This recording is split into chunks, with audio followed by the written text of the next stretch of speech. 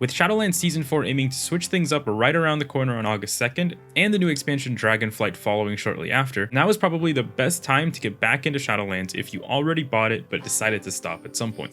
As it stands right now, Season 4 is shaping up to be the best version of Shadowlands gameplay we're ever going to have, as there are no grinds or new systems, just a lot of new content to play and have fun. We'll go into what you need to do to have your character prepared to start the new season, but first let me show you what's coming in Season 4. All 3 Shadowlands raids will be relevant this season, but not all at the same time, at least not at the start. Every week a raid will become faded, which will be denoted by the little icon in the dungeon journal.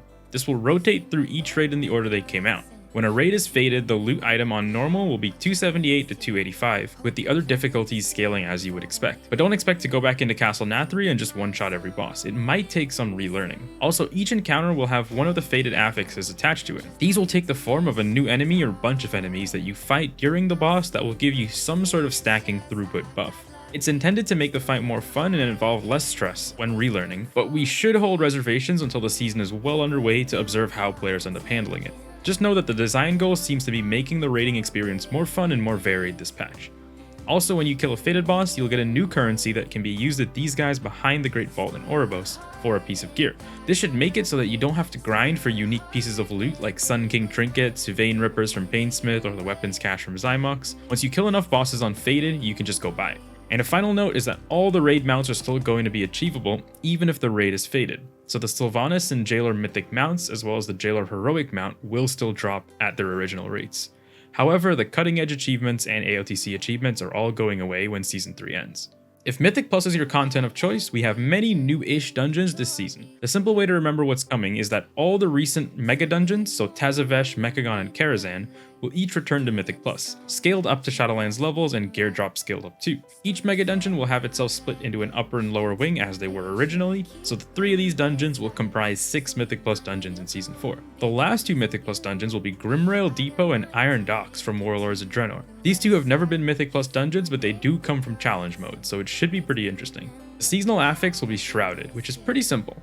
You'll select a stat of your choice at the start of the dungeon, and killing various disguised mobs in the dungeon will reward you with a certain amount of that stat, as well as regenerating your health and mana. This should be pretty straightforward to understand when you play it, and it will allow for a lot of flexibility with how you do the dungeon, and with a new season also means a new Keystone Master achievement mount. And this time, while it's still a recolor, it's arguably a much more creative recolor than the shades of green and gray we got in the past. PvPers can basically expect more of the same. The major PvP gearing revamp is coming with Dragonflight, so Season 4 for PvP should be thought of like a mid-season. There's a new Vicious mount, but there will not be a new Rank 1 title or Gladiator mounts. Now when Season 4 drops, if you haven't played the rest of the expansion, you will still be able to participate in the new content. However, there will be some expectations placed on your character by groups you're trying to get invited to. Having 4 pieces of tier and 2 max level legendaries, and all of your soulbinds unlocked, is ideally where you want to be going into gearing in the new season. So let's talk about how to get there.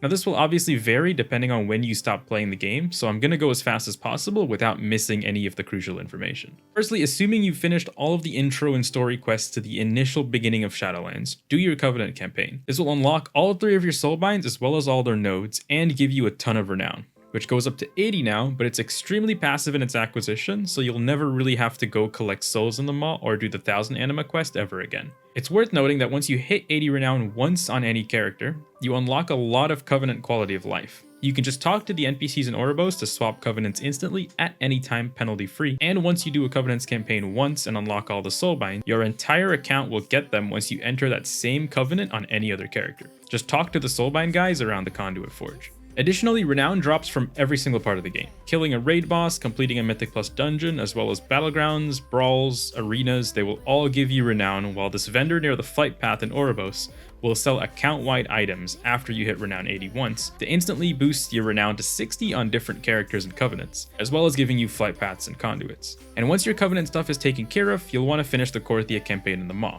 This is called Chains of Domination in your quest log. This will unlock flying in the 4 original Shadowlands zones, as well as mounting in the Maw and Korthia. This is probably the worst campaign in Shadowlands in terms of potential annoyance and the length, so I'd aim to queue up some Netflix or YouTube while you get it done. You might also want to make whatever legendary your spec will use now. Just make it at a low item level so you have the power, because eventually you'll upgrade all your legendaries to 291 anyways, so there's no point spending extra gold, just make it at whatever is cheap. The effect itself will be enough to speed you up a lot, depending on what spec you play. At the end of the Chains of Domination campaign, you'll move on to the Zereth Mortis campaign. called Secrets of the First Ones. This one might be the same length as Chains of Domination, however it feels way shorter as it's much more straightforward and enjoyable. At the end of this campaign you'll get a belt called Unity, which will serve as your second legendary since you can wear it and your class legendary at the same time. Then your goal is to hit Revered with the Enlightened so you can unlock the Memory of Unity and recraft the belt to 291. Keep in mind the belt can be recrafted to any slot. And this rep you'll do by completing the weekly quest patterns within patterns as well as doing all the world quests in the zone. Once you unlock this memory on one character, your entire account has access to it, so this grind never has to be repeated. And it should take just a few minutes a day and you'll be revered in less than a couple weeks. You can do other activities like going into the raid, killing Sepulcher bosses, or running around killing rares, but the world quests and weekly quests is going to make up the vast majority of your rep earned. While we're on the topic of legendaries, there are 3 currencies now to craft a 291 legendary. You need 5500 Soul Ash, 1650 Soul Cinders, and 2000 Cosmic Flux. Ash and Cinders come from Torghast, which by the way, if you quit early in the expansion, Torghast was pretty much fully revamped with a lot of quality of life, so it's pretty decent now. Cosmic Flux comes from absolutely everywhere. Treasures, rares, Mythic Plus Keystones, PvP, the raid. You shouldn't have any issue acquiring Flux on your first character. Now you should have all the quests completed and double legendaries. Your next step is getting tier. There are 3 ways to get tier. You can loot it from Sepulcher, the first ones, loot it from your Great Vault from any content, or loot any piece of gear from the Raid, Mythic Plus, or Conquest PvP gear, and then go to the Creation Catalyst, and at the cost of Flux, you can turn it into a tier piece. There is also a vendor at this spot in Zereth Mortis that will sell very low item level gear that can be converted into tier. But this is sort of a last resort as the acquisition of the items he trades it for is not fast, and the item level of the gear itself is pretty low. And once you have 4 pieces of tier and double legendaries, you should have no issue jumping into Season 4 content immediately. Now there are a lot of new things in Shadowlands that you can ignore if you just want to focus on Season 4 content. Pretty much everything in your Covenant Sanctum isn't necessary beyond the Soulbinds, but after you unlock them, there's a Conduit Forge in Zereth Mortis anyways, so you don't really have to go back there. And you might notice there are a lot of currencies in Shadowlands. All you need to worry about is Cosmic Flux, Ash and Cinders, as well as Valor, Conquest, and Honor, depending on what type of content you play. Things like Stygian Embers, Cataloged Research, and Stygia are still useful if you want to go earn things from older patches, but they're completely ignorable in the current season. And that kind of does it for having your character ready, but before I wrap up, I'll rapid fire through some things that were changed or introduced throughout Shadowlands that you may not know. The Covenant Souls quest is infinitely repeatable, so if you really want souls to upgrade your Covenant and get some achievements, you have unlimited acquisition of souls. Keystones can be manually dropped in level using this guy at the Great Vault, so there's no need to go to dungeons and reset them anymore. Also, your Great Vault has an option at the bottom to pick a currency instead of an item. This currency is used at this exchange guy right here for a whole bunch of stuff. And in Season 4, there are portals to Karazhan, Draenor, and Mechagon accessible up here in Oribos. Don't have to go flying to them. And you can sell Soul Cinders and Ash to alts at a fee using this guy, who I call the Korthia FedEx guy. And then you can go to the Zereth Mortis UPS guy that lets you convert excess Flux to Ash and Cinders, as well as being able to send Flux to alts, again at a fee. I don't know why Blizzard put these mobs on different sides of the planet, but it is what it is.